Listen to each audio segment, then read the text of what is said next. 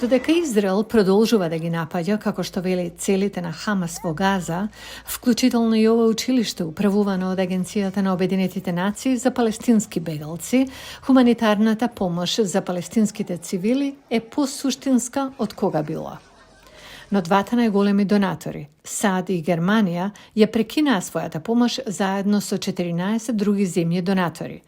Во документот, наводно раширен од Израел, се вели дека 12 вработени во Агенцијата на Обединетите нации за палестинските бегалци учествувале во смртоносниот напад на 7 октомври, во кој терористите на Хамас убија 1200 луѓе и заробија уште 253 лица во Газа.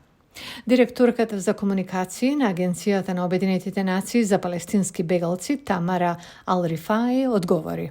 We have 33,000 people. Имаме 33,000 луѓе. Повеќето од нив, речиси сите, се многу вредни, многу посветени. Во агенцијата се долги години. И затоа е исклучително важно за нас навистина да имаме независна истрага за овие конкретни поединечни случаи, што Израел не ги предочи.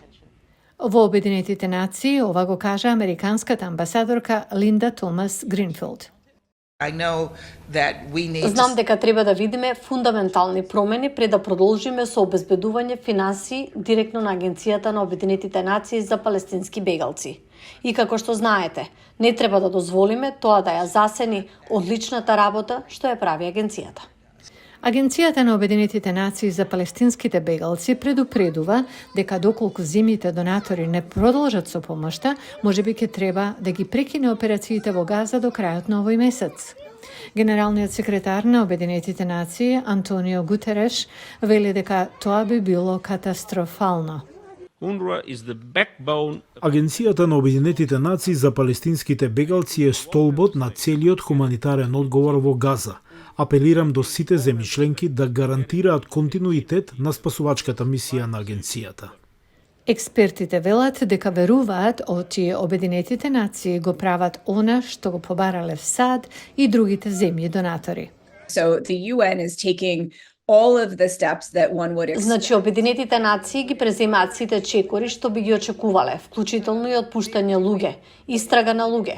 Тие го прават оно што е потребно за да се погрижат луѓето кои имале некаква врска со 7 октомври, повеќе да не бидат дел од организацијата.